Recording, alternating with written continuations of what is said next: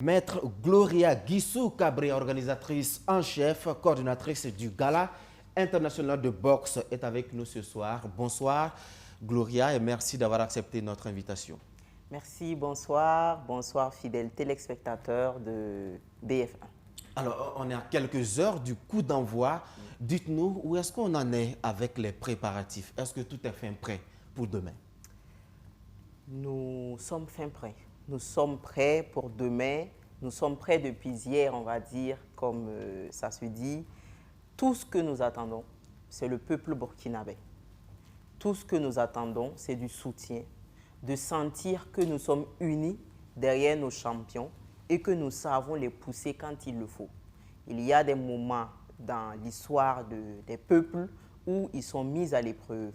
Notre contexte aujourd'hui ne doit pas justifier que nous n'ayons pas le sentiment de rassembler et de faire en sorte de soutenir nos champions. Fight for peace, comme on le dit, se battre pour la paix, c'est un gala pour rassembler, c'est un gala pour réunir. Raison pour laquelle nous ne sommes pas restés qu'entre nous, mais que nous avons convié des pays amis.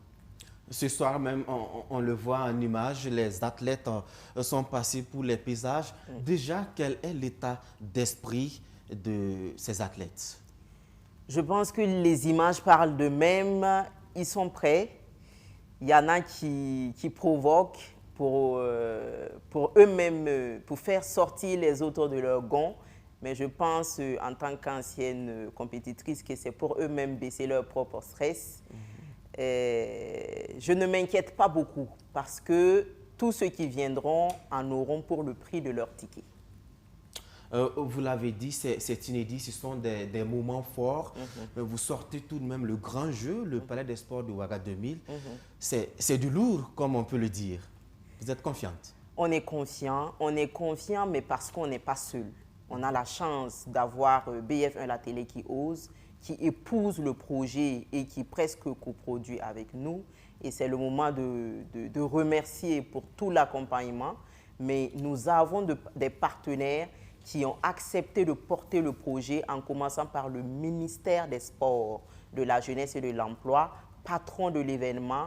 Monsieur Roland Somda a accepté de nous aider. C'est un premier coup, comme vous le dites, de base. Je ne suis pas de la boxe, mais la Fédération de boxe a aussi accepté d'accompagner. Et vous verrez demain à l'affiche, il y a parmi les combats de boxe un combat de karaté qui opposera Traoré Davda Kader, plus de 75 kilos, champion en titre de la zone région Ouest 2, au vice-champion Kamagaté Abdul Aziz qui nous vient de la Côte d'Ivoire. Donc ça permet de montrer que dans Fight, vous avez plusieurs sports de combat et que nous nous battons tous pour la paix. À côté, vous avez des sponsors officiels, la LONAB, et le partenaire officiel Canal+. Et à travers eux, nous voulons remercier tous les partenaires qui ont épousé le projet et qui font que cela se tient.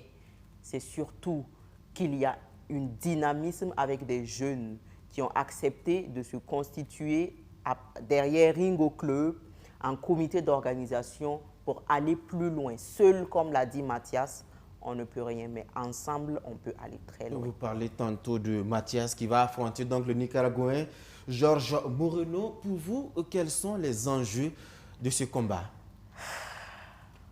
Les enjeux sont grands. D'abord parce que d'aucuns nous disent que nous avons été gourmands, mais nous pensons que nous partons confiants. Défier Moreno, qui est champion dans la zone méditerranéenne et qui a 20 combats à son actif, il a de l'expérience. Par contre, Mathias, avec ses 8 combats, c'est 100% de victoire contre Moreno qui en a 50. Et sur ces 8 combats de Mathias, il a 7 KO, 87% contre 50% de... Donc, vous avez la performance face à l'expérience et nous pensons que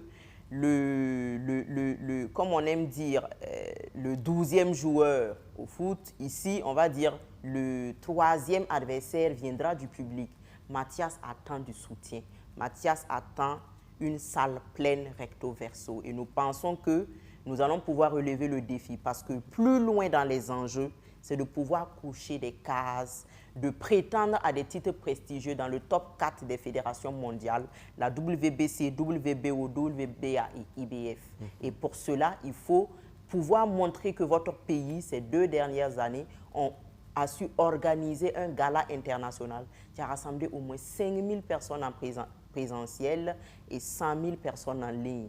Pour les personnes en ligne, je ne m'inquiète pas, nous avons le direct de BF1. Il reste les personnes en présentiel. Mais avec l'engouement qu'on a et les appels à gauche, à droite, nous pensons que nous allons relever le défi en profitant de dire que les tickets sont toujours à votre portée, mais n'attendez pas de venir à la dernière minute parce que ça se bouscule. 2 000 francs, 5 000 francs, 10 000 francs et les légendes à 100 000. Il y a aussi cette touche panafricaine, panafricaniste, on va dire, qu'on va rencontrer à ce gala international parce qu'au-delà donc du Nicaraguayen, il y a des Maliens, des Nigérians, des Ghanéens et des Ivoiriens qui seront de la partie. Absolument, absolument. Le Mali qui est là avec un staff de 3 personnes, un athlète lui aussi militaire, son coach et le Ségal de la fédération.